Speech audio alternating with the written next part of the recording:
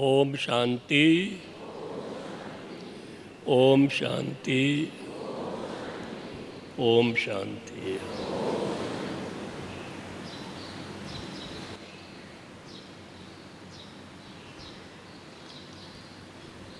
हम सभी और आप सभी बहुत ही सौभाग्यशाली हैं। बाबा कहते हैं पद्मा पदम भाग्यशाली हो, जो आप यहाँ पधारे, भट्टी में आए हैं, बहुत अनुभव भी किए होंगे, कर रहे हैं, विकर्मों का विनाश कर रहे हैं, साथ साथ अतीन्द्रिय सुख की प्राप्ति भी कर रहे होंगे। इतना बड़ा परिवार है हमारा, देखो, इसको भी देख के बहुत खुशी होती है। और आप तो बाबा युगलों के लिए कहते थे, जब युगलों को देखते थे तो बहुत खुश होते थे। बाबा तो हर एक को देख के खुश होते थे, विशेष युगलों को देख के खुश होते थे। क्या कहते थे बाबा? ये मेरे हम जिनस हैं, सुनो, क्योंकि मैं भी युगल था और मुझ रथ द्वारा बाबा ने ये ज्ञान दिया। और ये जितने भी युगल हैं, ये मेरे सारे, मेरे ज्ञान को जो बाबा ज्ञान देता है उसको प्रैक्टिकल में ला करके ज्ञान को सिद्ध करते हैं। देखो बाबा क्या कहते हैं, सन्यासी तो घर बार छोड़ जाते हैं तो पवित्र रहते हैं, कुछ रहते हैं कुछ नहीं रहते हैं, लेकिन होता है ना। परंतु आप युगल, बाबा कहते हैं ये मेरे जो धारणा है, जो ज्ञान मैं सुनाता हूँ, जो सारा मैं बच्चों को बताता हूँ, उसको आप उनके सामने सिद्ध करते हैं कि देखो, घर गृहस्थ में रह कर के भी पवित्र जीवन रहा जा सकता है, ये युगल ही सिद्ध करते हैं। ये देख लीजिए। तो आप ताली बजाइए अपने लिए कि आप बाबा के ज्ञान को, बाबा की जो धारणा जो सुनाते हैं, उनको बहुत बड़ा काम कर रहे हैं आप युगल। हम बताएं आपको। मैं आपको एक मिसाल देता हूँ। जब हम ज्ञान में आए तो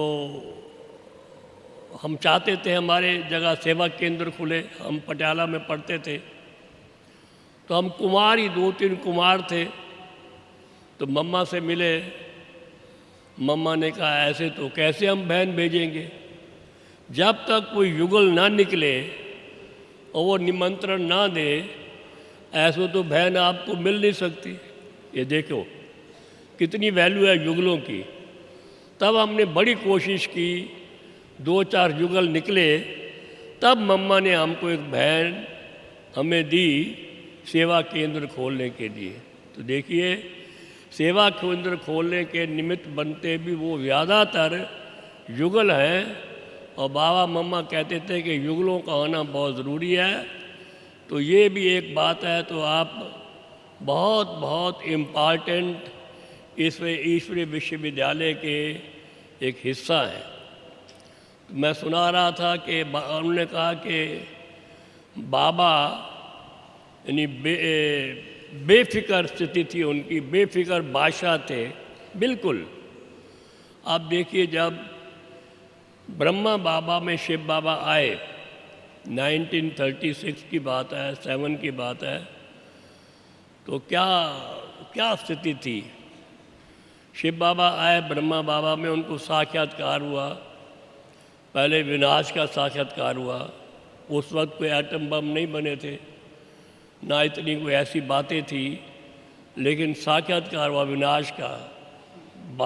एटॉमिक वार हो रही है, बम्स पड़ रहे हैं, कुदरती आपदाएं आ रही हैं, आपस में लड़ाई झगड़े हो रहे हैं। ये सारी बातें उन्होंने देखी, लोग चिल्ला रहे हैं, चीख रहे हैं, हायदवाई मच रही है, बहुत दुखी है लोग। बाबा ने ये देखा, तब बाबा को देख कर के विचलित हुए, ये क्या हो रहा है सब, इतना जो ये विनाश हो रहा है, ये तो बहुत वो है, बहुत भयानक है।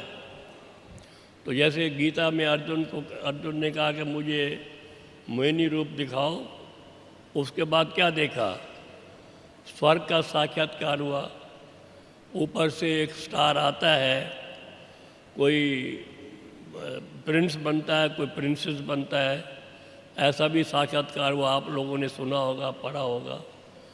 इस प्रकार से पहले विनाश का साक्षात्कार हुआ, फिर नई दुनिया की स्थापना का साक्षात्कार हुआ। तो फिर बाबा ने क्या किया, जब ये साक्षात्कार हुआ और उनको आवाज़ आने लगी कि तुमको इस नई दुनिया की स्थापना करनी है, ये उनको उनको भान होने लगा कि मुझे ये करना है। तो बाबा ने क्या किया, अपना पूरा तन, मन, धन, साथ पूरा कुटुंब और सारा बिजनेस छोड़ दिया और उसको कहा, अपने जो पार्टनर थे, कि मुझे हिसाब दे दो और मैंने तो उस विश्व की स्थापना में लगाना है। तो सब कुछ उन्होंने त्याग करके, इतने बड़े बड़े संबंध थे उनके इनसे, राजाओं से, राजा उदयपुर, राजा इंदौर, महाराजा नेपाल, क्वीन एलिजाबेथ से भी संबंध थे।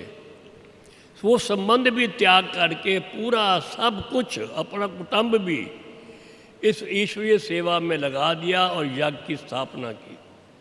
आप बताइए उस वक्त 1936 में क्या हो रहा था।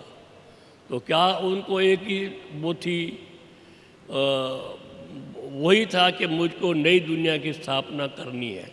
ये बार बार उनको ख्याल आ रहा था, आवाज़ आ रही थी, ये करना है। लेकिन एक मुरली में आया था ये थोड़े दिन पहले, फिर देखा बाबा ने कहा ये तो अभी नई दुनिया स्थापन करने में तो टाइम लगेगा। फिर बाबा ने कहा मैंने ऐसे क्यों किया, विचार करो। सब कुछ निछावर कर दिया। उस वक्त की बात है, 1936-7 की बात है। सब कुछ, जो 8 बहनें थी उनको ट्रस्टी बना के अपने आप को सब कुछ उनको दे दिया। फिर बाबा ने पूछा मैंने ऐसा क्यों किया, खुद अपने से पूछा और बताया मुरली में, बच्चे मैंने इसलिए ऐसा किया ताकि अंत में मुझे कुछ भी याद ना आए। मरना तो सबको है, आज नहीं तो कल आप भी जाएंगे, हम भी जाएंगे, सब जाएंगे। अंत मते सो गते होती है, ये तो सब जानते हैं। अगर अंत ठीक नहीं है तो जन्म भी वैसे मिलेगा अगला। तो बाबा ने कहा मैंने इसलिए किया कि मुझे अंत में कुछ भी याद ना आए। देखो बाबा ने 32 वर्ष पुरुषार्थ करते करते करते अंत में संपूर्ण बन गए। जब उन्होंने वो अव्यक्त हुए, उनको कोई लौकिक याद नहीं था, लौकिक था ही नहीं इस पास अपने। जो भी बच्चे थे वो थे, उनके पास नहीं थे। और केवल अलौकिक भी नहीं, अलौकिक केवल दादी थी, उनकी हाथ में हाथ दिया, उनको बिल किया और उड़ गए। बताइए, फरिश्ता बन गए, कर्मातीत फरिश्ता बन गए। एकदम इस दुनिया से कोई भान नहीं, दुनिया का खिंचाव नहीं, लगाव नहीं, झुकाव नहीं, सब कुछ समर्पण करके कर्मातीत फरिश्ता बन गए। ये थी उनकी स्टेज। देखिए बाबा कहते थे अंत तक, यानी 8:30-9 बजे अव्यक्त हुए, पहले 1-2 घंटे पहले उनके मुख से क्या अमृतवाणी निकल रही थी। बाबा से पूछा कोई डॉक्टर को बुलाएं? उनने क्या कहा, मैं तो अपने सर्जन के पास हूँ। ये उनके महावाक्य थे। तो ये अवस्था थी बाबा की लास्ट की, तो है ना। और बेफिक्र बादशाह थे। आप देखिए,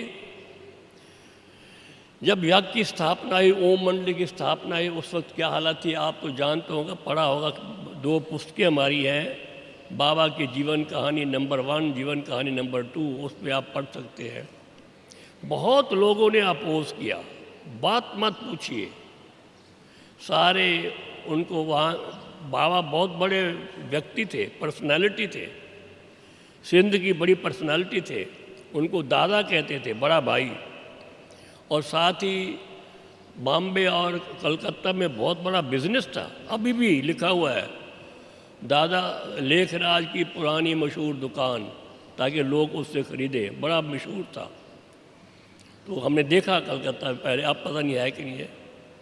तो क्या था, यानी ये मैं बता रहा था, यानी जब उन्होंने स्थापना की, लोगों ने बहुत अपोज किया, बहुत, बात मत पूछिए। सारे जो उसको भाई बंद कहते हैं, जो उनके रिश्तेदार वगैरह होते हैं ना, सिंध के भाई बंद रिश्तेदार जो उनकी इज्जत करते थे, खिलाफ हो गए, देवर अगेंस्ट। सारा मीडिया खिलाफ, साधु संत भी खिलाफ, सारा समाज खिलाफ हो गया। और केवल 300-400 भाई बहन थे जो कि जिसकी ओम मंडी बनी। ये अभी जो दादियाँ हैं थोड़ी 8 बची हैं, केवल 8, जो उस वक्त के केवल 8 दादियाँ बची हैं, सब बाकी अपनी संपूर्ण स्थिति को प्राप्त हुए, वही हैं दादियाँ। ये कितना इनको सहन करना पड़ा, बात मत पूछिए। मारा मारी, बहनें आएंगी उनको घसीट के ले जाएंगे, बहुत कुछ सहन करना पड़ा। सहन मीन्स फेस करना पड़ा। लेकिन कभी बाबा के बहनें बताती है हमारी, कभी बाबा को ये चिंता नहीं हुई होगी ये क्या होगा। वो कहते थे मैं तो वाट वैद्यो बामन फत्यो, मुझे क्या पता ये कौन करने वाला है। वो बड़े बड़े लोग आए, कहा आप दादा आपका ज्ञान तो अच्छा है, परंतु एक पवित्रता की बात निकाल दो बस। उसने कहा मैं कौन निकालने वाला हूँ, सुनाने वाला वो है, मुझे पता नहीं क्या, ये तो मैं भी साथ साथ सुन रहा हूँ। बाबा को भी, साकार ब्रह्मा बाबा को भी पता नहीं था ये क्या हो रहा है। इतनी ज़बरदस्त स्थापना का कार्य था, बात मत पूछिए। साक्षात्कार में जा रहा है, कोई डांस कर रहा है, कोई कुछ हो रहा है। ऐसा लगता था बाबा ने ऐसा जादू किया कि ये सारी स्थापना का कार्य शुरू होना था। बहुत अपोज किया, बहुत अपोज किया, बात मत पूछिए। पिक्टिंग की, हाँ अभी एक आया था वहाँ का गांधी धाम का एक भाई सिंधी, कुछ दिन पहले, 1-2 साल पहले आया था। वो मुझे कहने लगा ये मेरे दोनों हाथ काट दो। मैंने कहा क्यों काटे भाई, मैं कैसे काटूं। कहता है मैंने इन दोनों हाथों से बाबा के मकान पर पत्थर मारे हैं। बताइए आप, हमारी उस ज्ञान अमृत में आर्टिकल भी आया था कि मैंने पत्थर मारे, मैंने इतना गलत काम किया है। उसकी प्रत्यक्ष प्रमाण था कि देखो मेरे दोनों हाथ काटे। मैंने कहा आप इन दोनों हाथों से कुछ नेक काम करो तो वो जो आपने पाप किया है वो कुछ कम हो जाएगा। कहता है ठीक है। तो इस प्रकार से इतनी उनको अपोजिशन करनी पड़ी, फिर भी बाबा स्थैर्यम, स्थिति अचल अडोल, निश्चय बुद्धि, इस प्रकार से उस वक्त उनकी अवस्था थी। चाहे मीडिया वाले आए, चाहे साधु वासवानी आए, कितने भी लोग आए, कितना भी अपोज किया, वो कभी जो बाबा का संदेश था, बाबा की स्थापना का कार्य था, उससे वो हिले नहीं, अचल अडोल रहे वो। तो पहले अपोज किया, फिर यहाँ भारत में आए। आपको मालूम है 50 में वहाँ कराची से भारत में है, सारा खर्चा वहाँ हो गया। आप बताइए, बहुत खर्चा हुआ आने में जाने में बहुत। यहाँ पर ऊपर माउंट आबू में है, बेगरी पार्ट शुरू हुआ। आपको मालूम हो, आदि देव, एडम, आदम, महावीर, सारी सृष्टि का आदि पिता, great great great great grandfather, उनको भी इतना फेस करना पड़ा। बात मत पूछिए। ऐसा मौका आया, आपको बताएं, अभी सेवा केंद्र नहीं खुले थे, ऐसा मौका आया कि 200-300 जो भाई बहन रहे हुए थे, उनको खिलाने के लिए भी नहीं था। आपको बताएं, सोचो, कौन है वो ग्रेट ग्रेट ग्रैंडफादर, इतना बड़ा महान हस्ती, सारी सृष्टि का आदि पिता। आप बताओ उसको क्या गुजरी होगी। लेकिन बाबा से पूछा जब भंडारी ने, क्या करें? बाबा ने कहा, मेरा यज्ञ थोड़ा है, यज्ञ तो उसका है, ऊपर वाले का है, वो करेगा, मैं क्या करूँगा। तो हुआ। निश्चय बुद्धि जो होते हैं, विजंती, आप वो सुनाती हैं दादियाँ, 12 बजे बज गए, खाना खिलाने को नहीं है, तो 12 बजे तो बहुत बड़ा मनी आर्डर आया, जिस मनी आर्डर को लेकर के खाने पीने जो भी होता है, आटा दाल जो भी है, वो ला कर के अपने बच्चों को खिलाया। तो ये स्थिति भी आई। बताओ, इतना बड़ा बाप, लेकिन फिर भी निश्चय ये था, कराने वाला करा रहा है, मैं क्या हूँ। अपने को निमित्त समझ करके अपनी स्थिति को अचल अडोल रखा। ये देखी हमने खुद, हम ये देखा नहीं ये पार्ट, वो हम तो उसके बाद आए।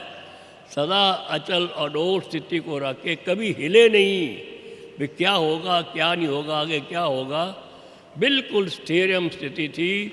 वही तो, उस स्थिति को देखकर तो बच्चे आगे बढ़े।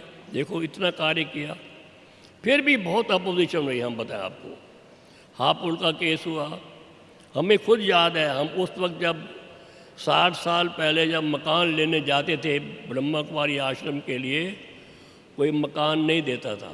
तो वो सिंध के, वो हमने डरते थे वो लोग। हमने एक मकान लिया कुरुक्षेत्र में। जब हमारी बहनें आने जाने लगी, कहते ये वो तो वही आ गए। डर था उनको। बताइए आप, का मकान खाली करो।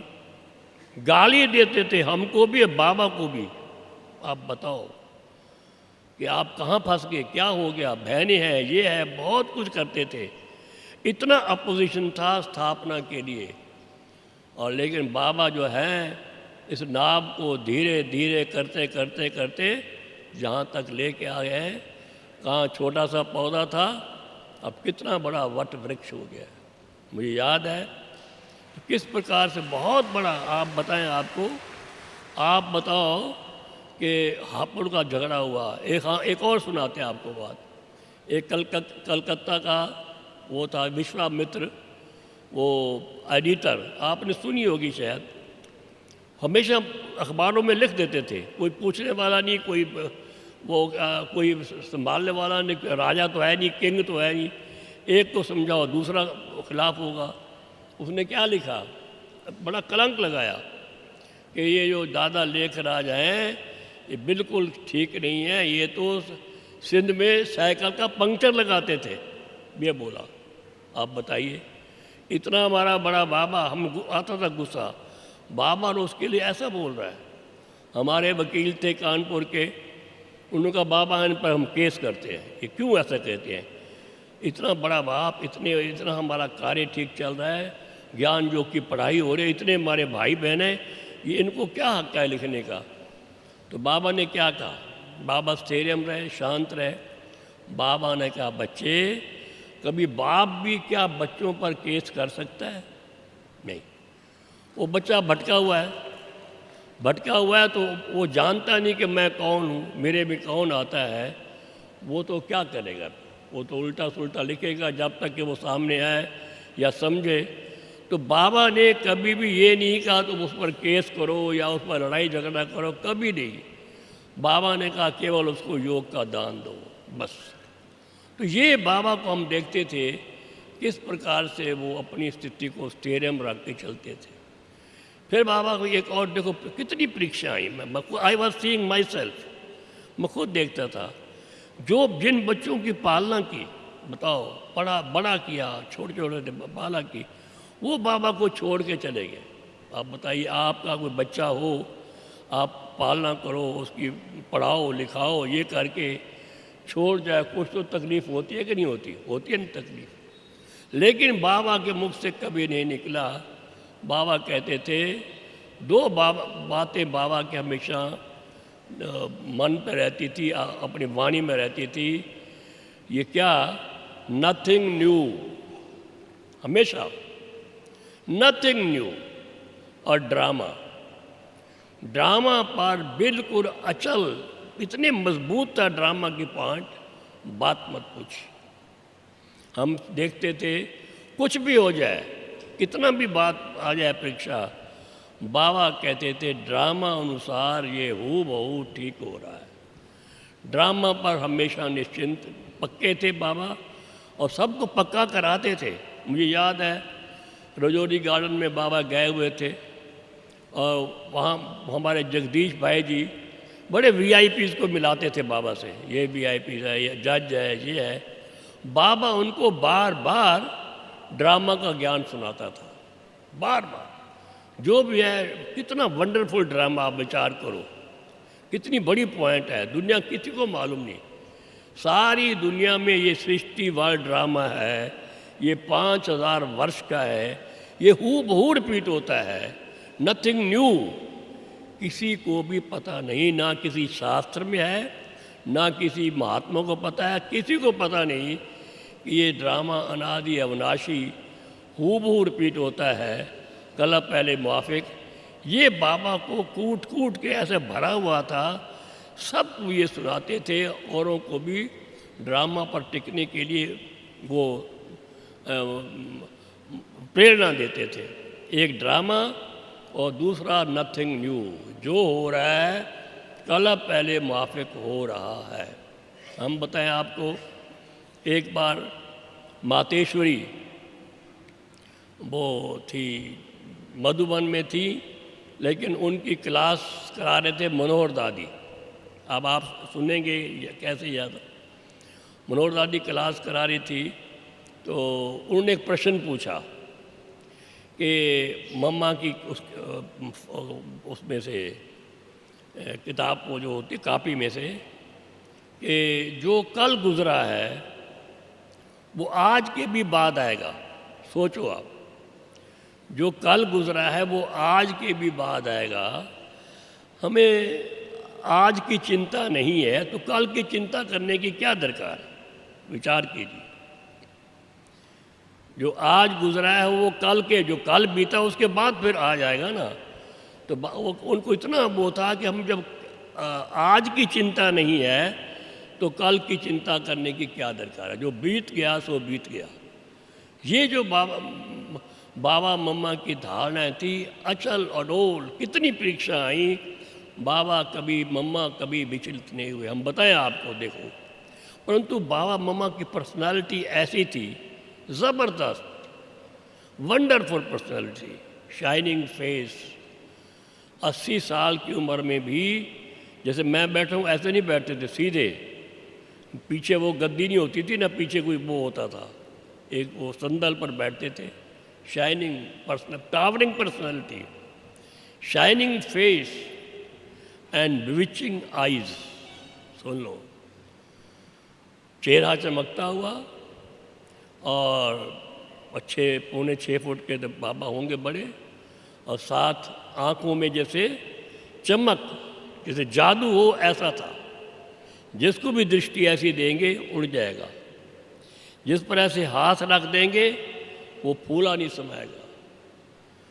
बस हर बात में उनकी विशेषता थी। उनका हर कदम, हर कर्म, हर वाचा, हर संकल्प विशेष था, बिल्कुल निराला था। देखिए, ऐसे बाबा थे। आप देखो, और परीक्षा देखो बाबा को कैसे आई।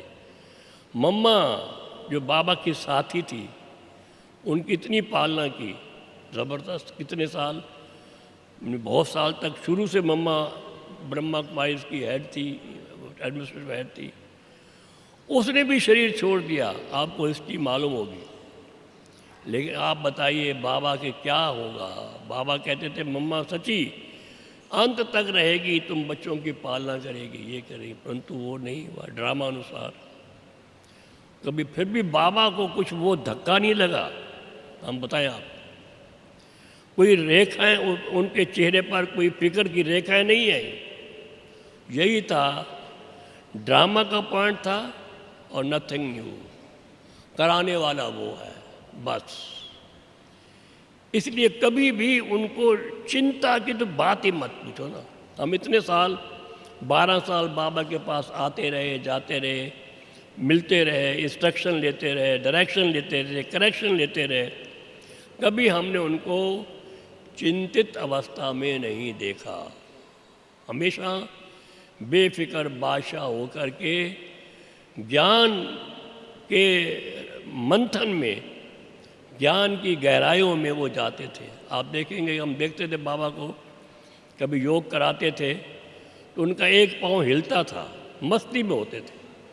वे दादी जानकी जी कहती हैं, वो सुनाती हैं कई दफ़ा है, एक बार हमने उनको बन गया था वो हिस्ट्री हॉल, वहाँ पर वो अकेले बाबा खड़े हैं और वो फिर किसी डांस कर रहे हैं। क्या कह रहे हैं? दादी गई, क्या मैं ये बनने वाला हूँ, क्या लक्ष्मी नारायण, मैं श्री कृष्ण बनने वाला हूँ। उनको ये नशा था कि ये मेरा पद है। तो ये नशे में सदा भरपूर, अतीन्द्रिय सुख की गहराइयों में भरपूर रहते थे। मुझे याद है एक दफ़ा एक चित्र हम बना के लाए थे बाबा को दिखाने के लिए। श्री कृष्ण के माता पिता, वो है ना एक चित्र आपने प्रदर्शनी में देखा होगा, प्रदर्शनी अंक में श्री कृष्ण पैदा हो रहा है, उसके माता पिता से खेल रहा है, पढ़ाई पढ़ने जा रहा है, और फिर वो सारा ऐसा सारा चित्र बना हुआ है। बाबा को हमने दिखाया, बड़ा सुंदर बना हुआ था, अभी तो नहीं है वहाँ पर। बाबा ने देख के क्या किया, उसको जो हिस्ट्री हॉल का गेट है उसके वहाँ ऊपर लगवा दिया। जो हिस्ट्री हॉल है ना जहाँ पे बाबा आते थे, तो वो लगा दिया। जब मुरली ख़त्म होती थी बाबा वहाँ रुक जाते थे, बड़े खुशी में, बड़े उमंग में कहते थे, ओहो मैं ये विष्णु बनने वाला हूँ, ये बनने वाला हूँ। इतना खुशी से वो सुनाते थे, हम भी पुलकित हो जाते थे। तो बाबा सदा कोई भी बात को, छोटी मोटी बात को, बड़ी बात को भी उड़ा देते थे, कभी इसी खुशी में कि मैं क्या बनने वाला हूँ, मैं क्या था और क्या बनने वाला हूँ।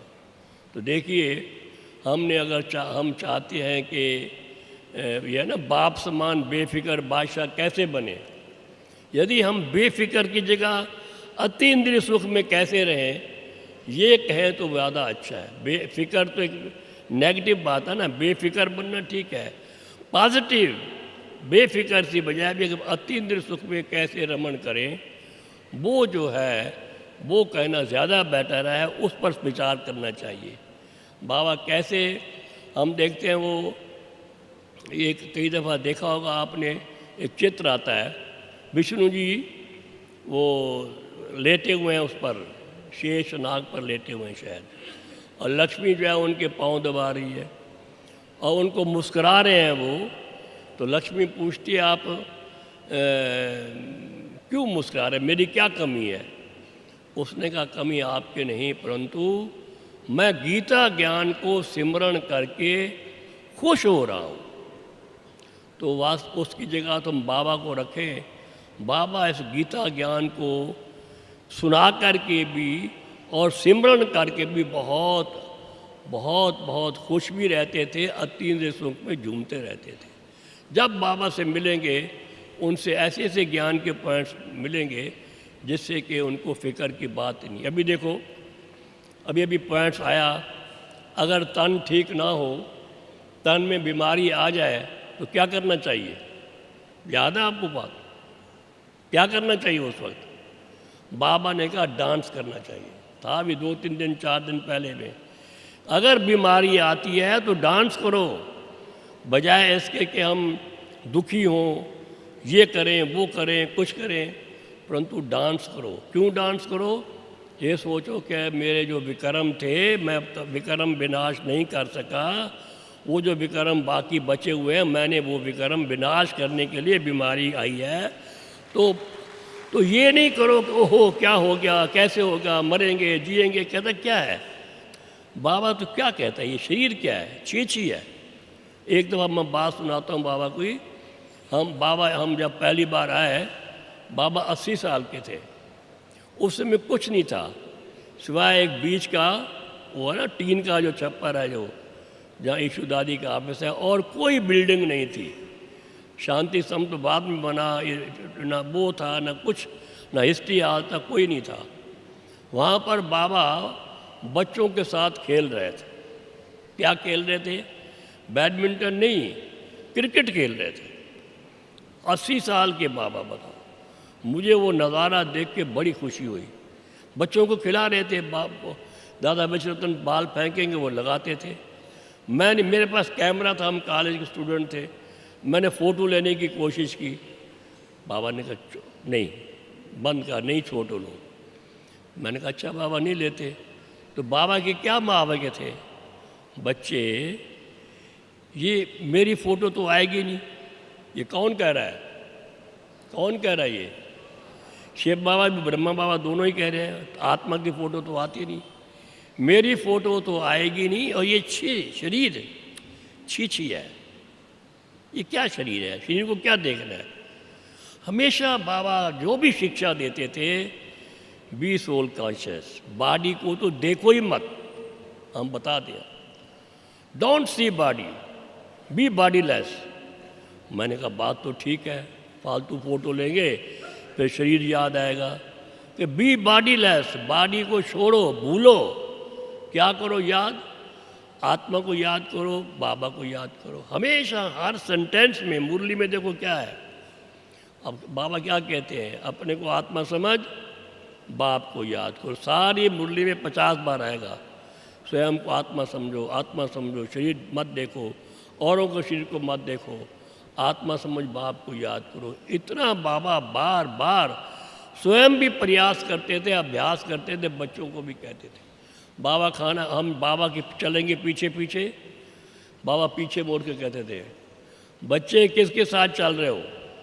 हम बाबा के, शिव बाबा के साथ। बाबा की गोद में जाएंगे जब, बाबा गोद में लेते थे सब बच्चों को, चाहे स्त्री हो पुरुष हो, कोई भी हो, अमीर हो गरीब हो, कोई हो, बच्चा हो बूढ़ा हो, सबको बाबा गोद में लेते थे। पहले पूछते थे किसकी गोद में आए हो? बी सोल कॉन्शियस, शरीर को मत देखो, मैं शिव बाबा से मिल रहा हूँ, ऐसी फीलिंग आनी चाहिए। तो बाबा बार बार हर सेंटेंस में, हर बार में शिव बाबा की याद कराते थे। किसके साथ खाना खा रहे हो? शिव बाबा के साथ। स्वयं भी कहता था देखो मुझे कौन नरवा रहा है, शिव बाबा। किसके साथ? मैं साजन के साथ बैठा हूँ।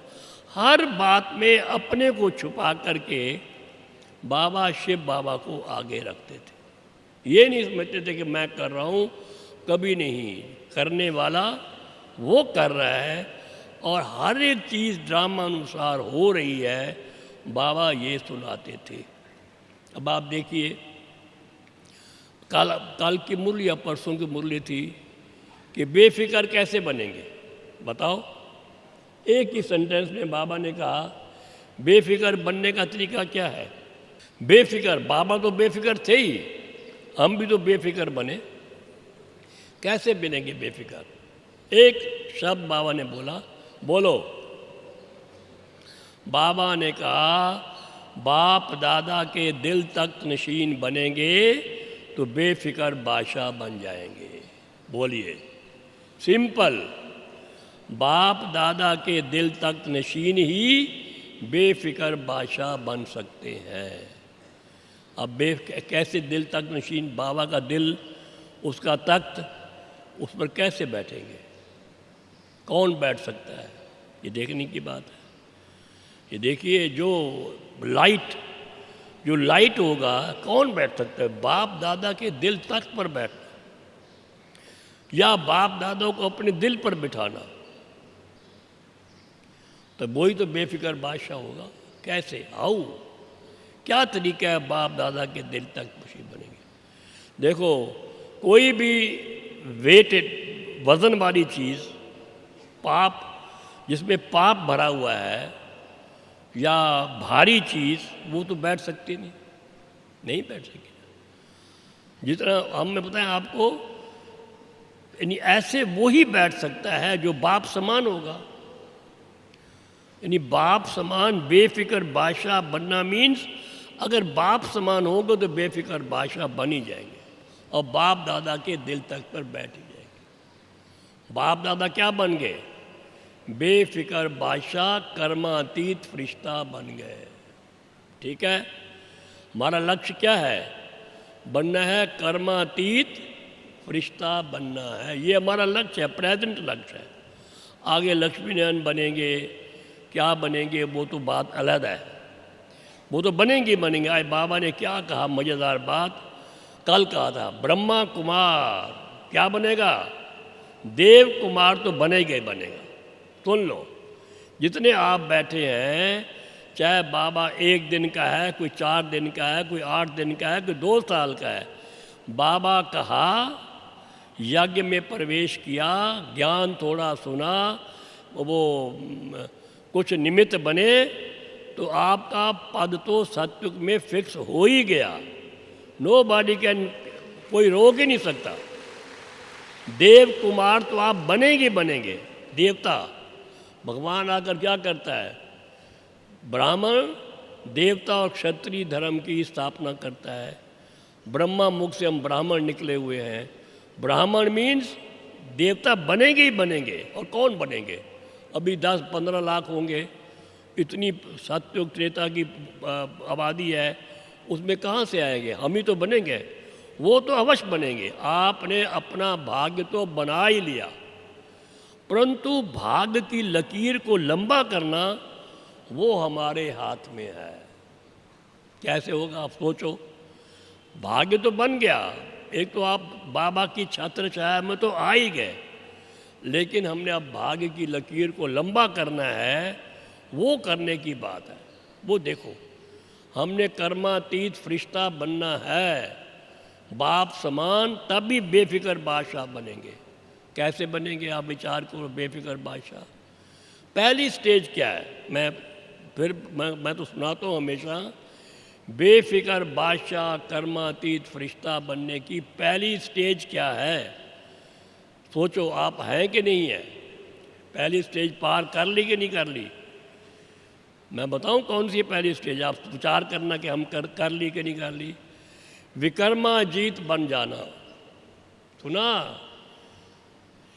यह है पहली स्टेज, बाप समान बनने की पहली स्टेज। फर्स्ट स्टेप जो है विकर्माजीत, समझे? ब्राह्मण मीन अब कोई विकर्म नहीं होना चाहिए। ये ठीक है सब? ये बात ठीक है ना? तो सब तो इसको पार कर गए कि नहीं? बोलो हाँ या ना, हाथ खड़ा करो। Yes, very good.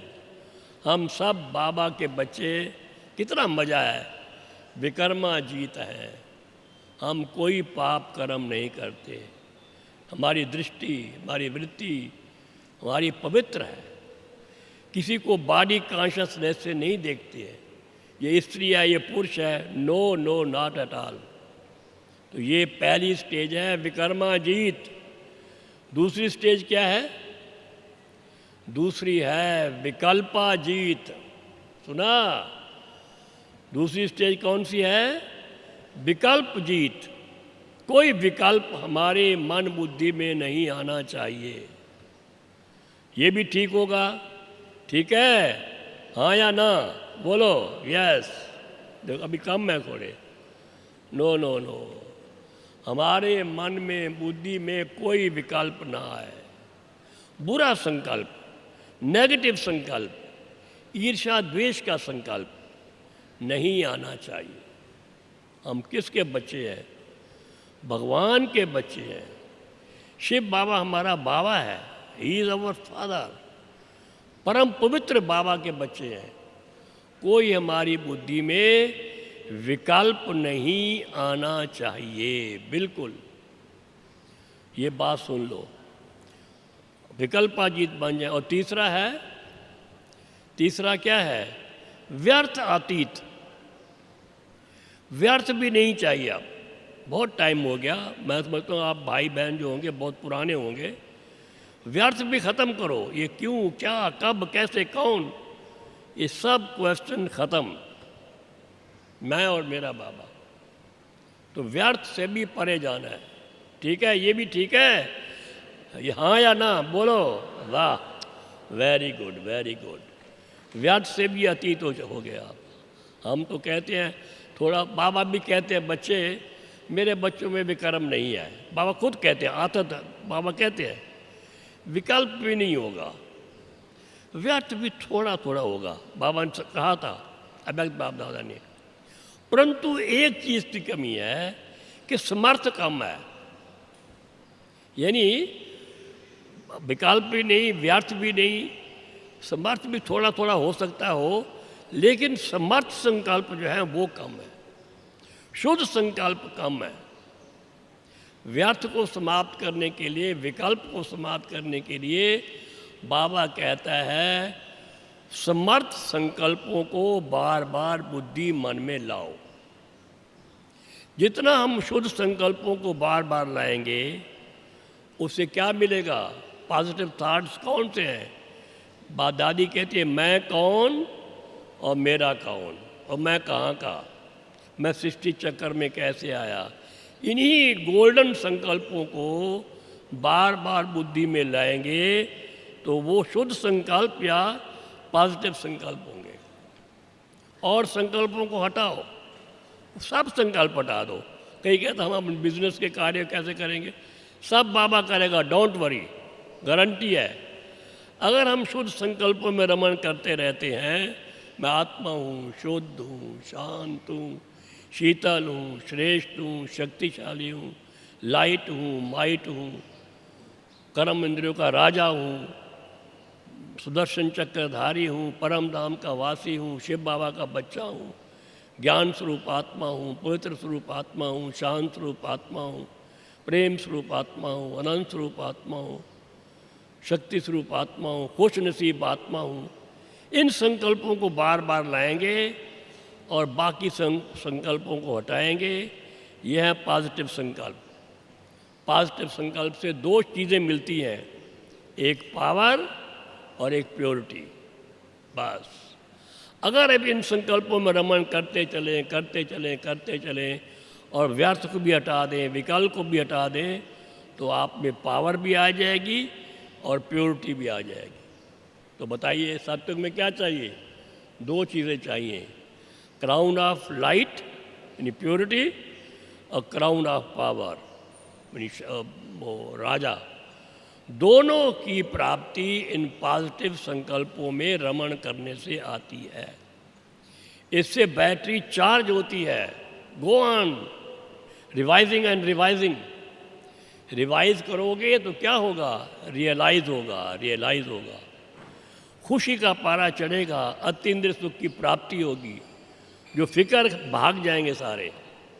अगर आप शुद्ध संकल्पों में रमण करते रहेंगे तो सदा फिक्र से फारिग रहेंगे, कोई पाप भी नहीं होगा। मैं आत्मा हूँ, आत्मा का तो साइलेंस का अनुभव होगा, खुशी का अनुभव होगा। और बाबा का बच्चा हूँ ये आया बुद्धि में तो ताकत मिलेगी। तो क्या मुश्किल है, बड़ा इजी है। तो इस प्रकार से एक ही तरीका है कि हम शुद्ध संकल्पों में रमण करते रहें और व्यर्थ को और बाकी चीज़ों को समाप्त करके इस शुद्ध संकल्प में रमण करना ही वास्तव में योग भी यही है। और देखिए, और किसको फिक्र से फारिग कौन होगा? आप देखो दुनिया में फिक्र से फारिग कौन होते हैं? कुछ थोड़ा वैसे दुनिया आज है ही फिक्रों की, फारिग तो कोई है ही नहीं, फिर भी थोड़ा बहुत जिनका कुछ जमा होगा, सुन लो, है ना बात। बाबा ने सब जमा कर दिया, तन मन धन सब जन सब, फिक्र से फारिग हो गया। हम फिक्र से फारिग कैसे होंगे? अगर हम देखो कोई किसी का बैंक बैलेंस बहुत है, क्या चाहे कुछ भी हो जाए, हमारा बहुत जमा पड़ा है, तो क्या फ़र्क है, निकाल के खा लेंगे। तो जिसका जमा है, जिसका बैंक बैलेंस नहीं इस ईश्वरीय विषय में, इस ईश्वरीय कार्य में, या तन से या मन से या धन से या जन से किसी प्रकार भी उसने जमा किया हुआ है, वो सदा फिक्र से फारिग होगा। उसने तन से काम सेवा की हुई है, मन से अति योग लगाया हुआ है, खूब योग का अभ्यास किया हुआ है, विकर्मों को विनाश किया हुआ है, धन लगाया हुआ है, खूब अपने संबंधियों को लगाया हुआ है, ज्ञान दिया हुआ है। कहता है हो जाए, मुझे क्या है, हमारे तो दोनों मुट्ठियों में लड्डू है, हमें क्या है, हो जाए विनाश। बाबा ने कहा अगर मैं कहूँ कल विनाश होगा, सब तैयार हैं? पूछा बाबा ने। हैं तैयार सभी? पक्के? देखो बहुत तैयार नहीं है, अभी कुछ टाइम मिलना चाहिए।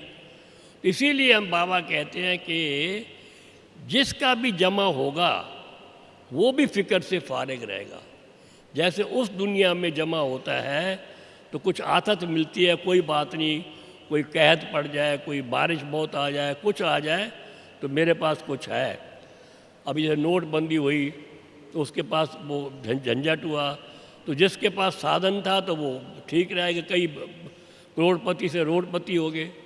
और देखो इसी प्रकार से अगर हमने अपने इस ईश्वरीय कार्य में जमा किया हुआ है तब भी हम फिक्र से फारिग होंगे। अरे भाई शरीर छूट जाए क्या बात है, हमने तो जमा किया हुआ है, हमारा तो अगला जन्म इससे बहुत अच्छा होगा। तो इस प्रकार से हमको फिक्र, बाबा ने भी सब पूरा जमा कर दिया।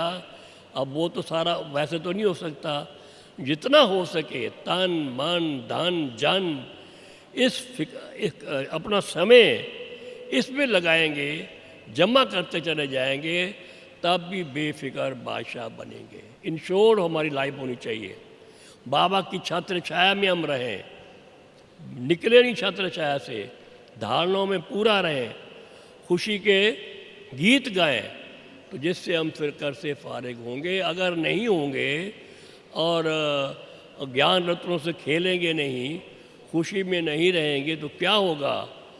अंत में क्या याद आएगा? और वो याद आया, वो याद आया, तो फिर अंत मते सो गते, वो ठीक नहीं होगी। इतना बाबा का बच्चा बन करके भी अगर हमने अतीन्द्रिय सुख की प्राप्ति नहीं की, फिर भी फिक्रों में लगे रहे, तो क्या कमाएगी? हम तो कहते हैं कभी भी ये नहीं कि हम कहते हैं जल्दी विनाश हो, नहीं, हम कहते हैं विनाश अभी रुकना चाहिए, अभी हम और पुरुषार्थ कर लें और आगे बढ़ जाएं, और हम अपने जो ये संगम युग का सुख का समय है उसमें हम और जितनी प्राप्ति कर लें, भगवान का साथ है, भगवान के साथ जितना और ज़्यादा रह जाएं, बहुत बहुत वो अच्छा है। तो वही बात है कि अगर हम चाहते हैं बाप समान फिक्र से फारिग हों, फारिग रहें जैसे बाबा की स्थिति थी, तो हमको बाबा समान बनना है। बाबा कर्मातीत फरिश्ता बन गए, हम भी विकर्मा जीत और ये विकल्प जीत, व्यर्थ अतीत और फिर साधारण अतीत। हमारा कोई भी संकल्प साधारण न हो, हर एक वह विशेष संकल्प होना चाहिए। हम बाबा से मिलते थे, बाबा जिसको भी ऐसे देखते थे वो उड़ जाता था, जिस पर हाथ रखेंगे तो वो अपने को फूला नहीं समाता था। बाबा के हर एक्शन में, हर वाचा में, हर बात में वो नवीनता, विशेषता थी। तो हम भी जब बाप समान बनना चाहते हैं तो हमारा भी हर कदम भी ऐसा हो, हर कर्म भी ऐसा हो, हमारी वाचा भी ऐसी हो, हमारा संकल्प भी ऐसा हो कि हम वो बाप समान बन जाएं। तो बाप समान बनेंगे तो कर्मा वो बेफिक्र बादशाह तो बन ही जाएंगे। ये बता दें, बेफिक्र बादशाह बनना मीन्स बाप समान बने तो बेफिक्र बनेंगे। जैसे बाप समान बेफिक्र थे, हम भी वैसे बने, उसको फॉलो करें। जो बाबा ने हमें ज्ञान रतन दिए उसको मनन चिंतन करें, उसमें चलें, धारणाओं पर चलें, मुरली मिस ना करें, क्लास मिस ना करें और औरों को भी संदेश दें। जमा करेंगे तो हम फिक्र से फारिग बन ही जाएंगे। और आप तो हैं ही फ़िक्र से फारिग, इतनी बाबा की सेवा कर रहे हैं, आशा है आप किसी भी चिंता में नहीं होंगे, परंतु उस सभी चिंताओं को छोड़ के बाप समान बेफिक्र बादशाह हैं ही, ऐसी मैं संभावना देख रहा हूँ। ओम शांति, ओम शांति।